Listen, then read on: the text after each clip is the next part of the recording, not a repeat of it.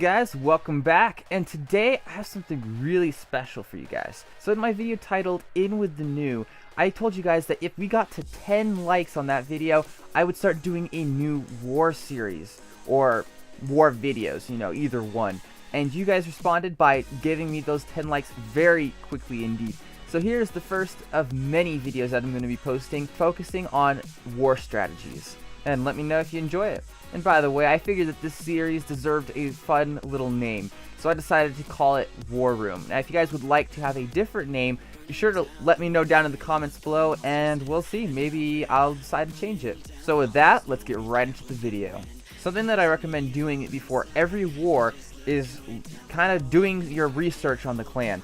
So you kind of look at their total, their total war wins, look at their war win streak, that might be helpful. Especially if they have their war log viewable, then click on it and be sure to look at how good they've been doing in wars. Another thing to do is to look through the enemy clan's war participants. Now, something that's interesting is you'll notice that sometimes there's not an XP level on some of the usernames, like on Baymar there. The reason that is because he's left the clan.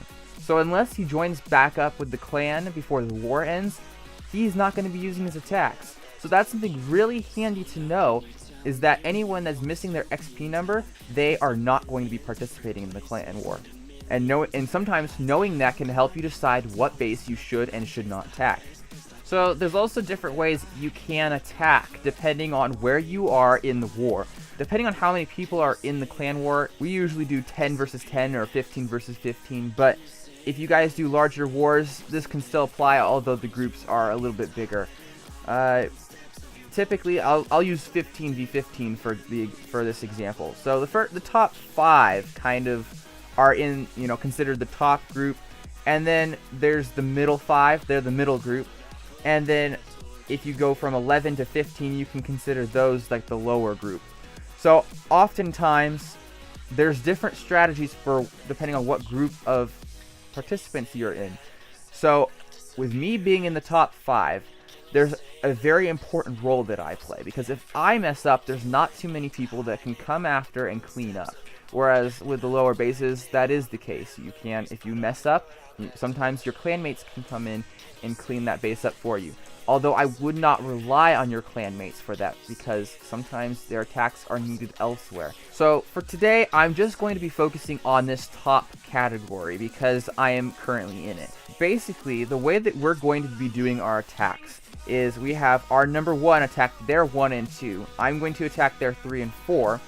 And then our 3 is going to attack their 5 and 6. And our 4 is going to be attacking their 7 and 8. Now, one reason why we're doing that is because I am not sure if Purple Pike is actually going to be using his attacks. Now, we can arrange that differently, but this is really just the best way to split up so many attacks for just 4 people. Another advantage to this is that I'm more likely to secure 3 stars on both 3 and 4 as opposed to 2 and 3.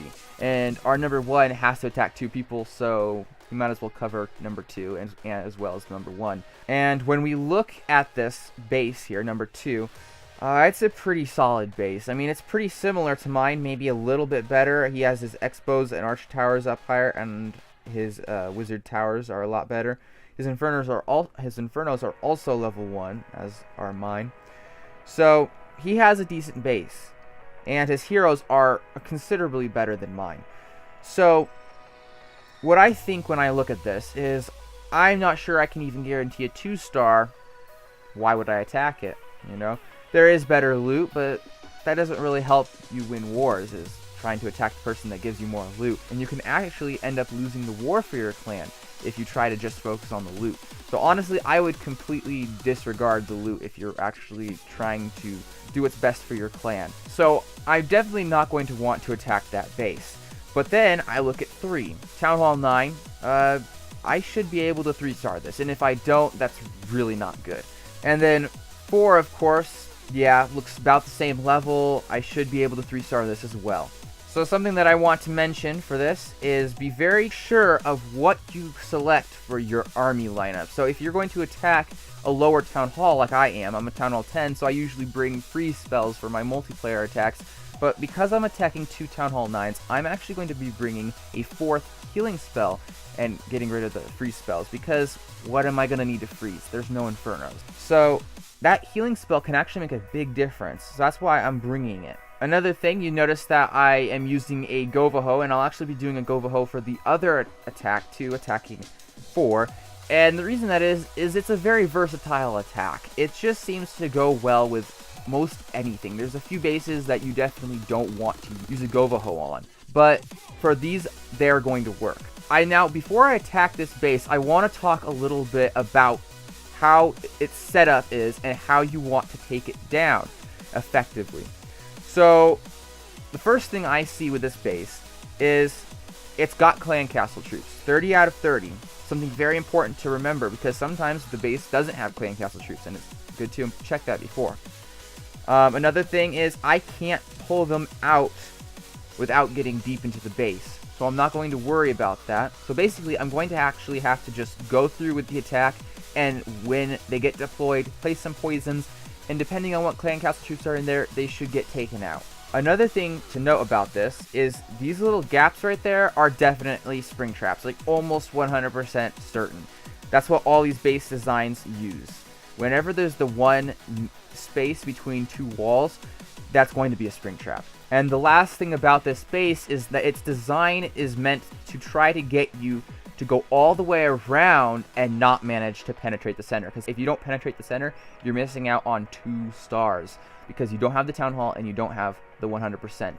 So that's a very bad outcome if you don't actually penetrate and get to the Town Hall. So that's going to basically be our goal. To not let our troops get totally distracted by going on the outside ring and be able to actually penetrate. Now I'm thinking that we're going to use our Valks to get the outside and then get some Hogs in on the action on the inside. Another thing that's very likely about this base is there's going to be hidden Teslas in these compartments right there, and there, and there, and there.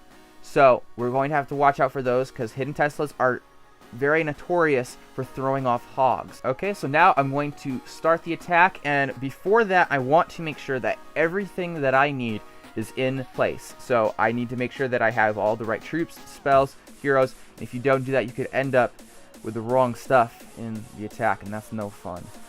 So yep, looks like we have everything we need. Let's get going.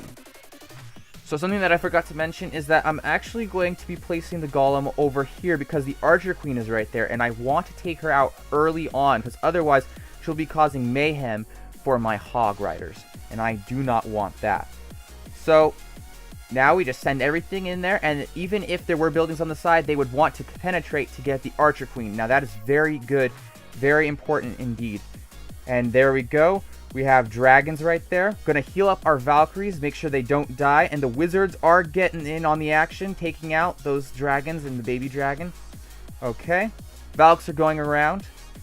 Make sure that we have to make sure that those guys stay alive. Our Barbarian King is dying, so I'm gonna use his ability. And now, use the Archer Queen's ability. And I want to get these Hogs in there real fast, because I don't want the defenses to take out my Archer Queen. She's a very valuable resource in this scenario. Going to place Hogs over here because that cannon is going to be a pain if my Barbarian King dies, or I should say when he dies. And yep, this base is actually, this attack is a wrap. We have definitely 3-starred. Going to place some wizards on the outside, make sure we clean up. And we saved on a healing spell and rage spell. Just like that, we took it out, and really there was no problem. We didn't even come close to missing the 3-star. So that was really great. We needed that for the win. Sweet, and that is how you do it. Now that attack can definitely be a lot harder to pull off if you are a Town Hall 9, so definitely be careful about that, but the same rules apply. I like to go in on the Archer Queen side usually because that is the side that is the most dangerous for Hog Riders, because the Archer Queen will destroy them. So if you take out the Archer Queen, you just have the Barbarian King left, and he's too slow to actually keep up with the Hog Riders if they're on the run.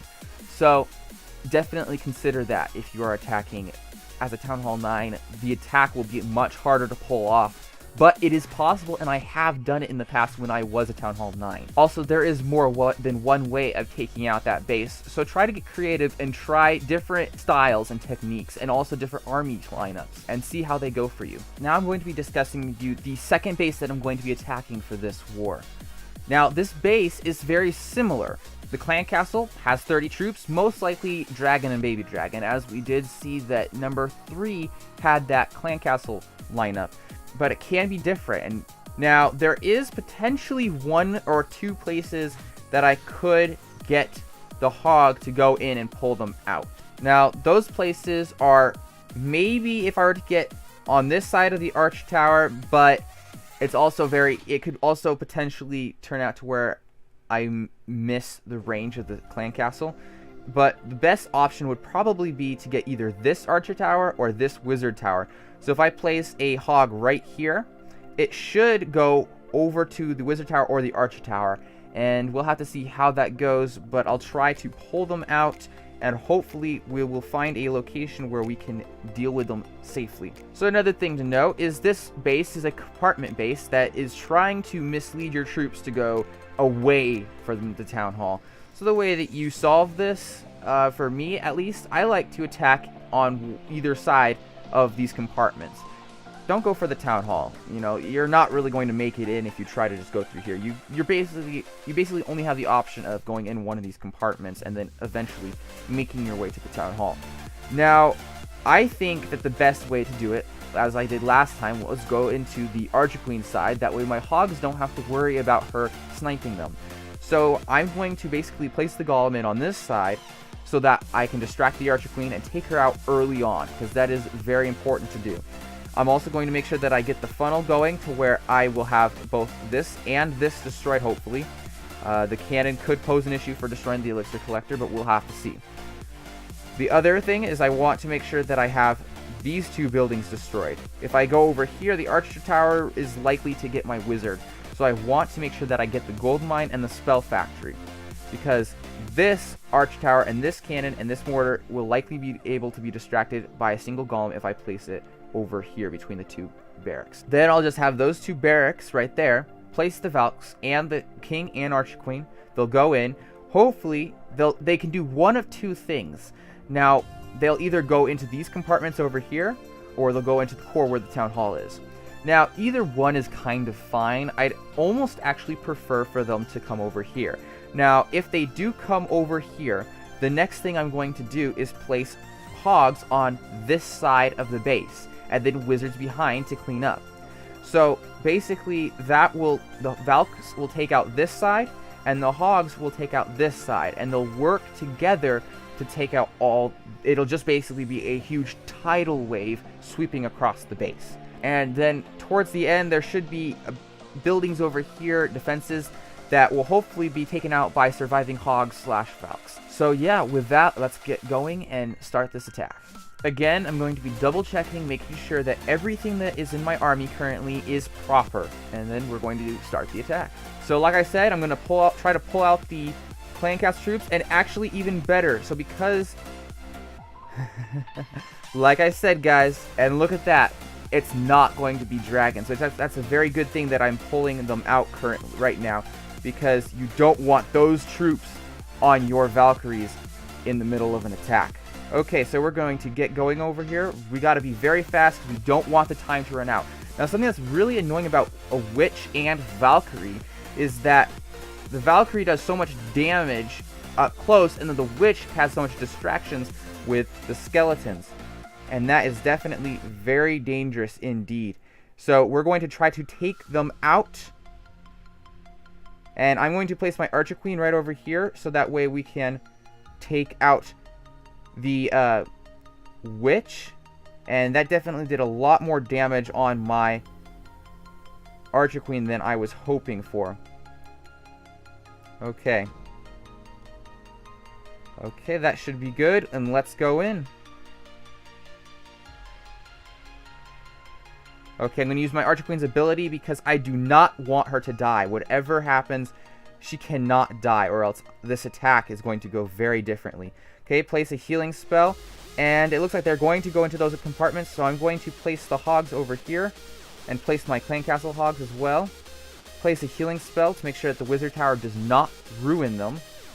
Okay, going good. I'm going to place a rage, help them get through all of that. Archqueen's doing good. Okay. And they're going to go outside of the base. Okay, I got to heal up the hogs just in case. That way I can look away from them. Next on our list is probably just going to be using the Barbarian King's ability, as we just did. And yeah, this base is going down. We'll place a healing spell for good measure. Maybe our Barbarian King. Never mind. But I was going to say maybe the Barbarian King will go into it. Okay, well, that looks really nice. And we're just going to place a few wizards up top. Oh boy, they better hurry up and get that town hall.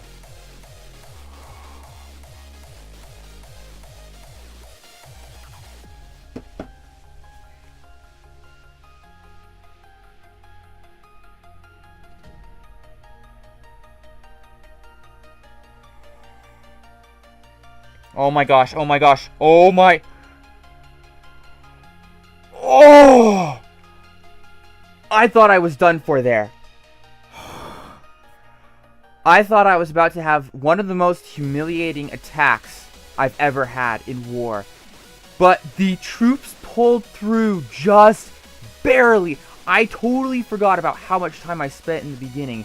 And that was nerve-wracking for me. I thought for sure I was going to completely miss 2 whole stars. Don't do that, guys. Don't take too long in the beginning. It will really hurt you. That's another thing, and I was getting a little too distracted with my commentary. But great thing that that did not turn out badly, because that would have been a huge disappointment, and it would have really let down the clan. So that's going to be all for the first episode of the War Room series, and it was quite an exciting one at that, too, with the close fail on number 4. Be sure to let me know, guys, what you thought about this video, and if you think that we should maybe change the name, or even if you want specific content that I didn't cover in this video. Let me know, and I'll be sure to make those arrangements for next video.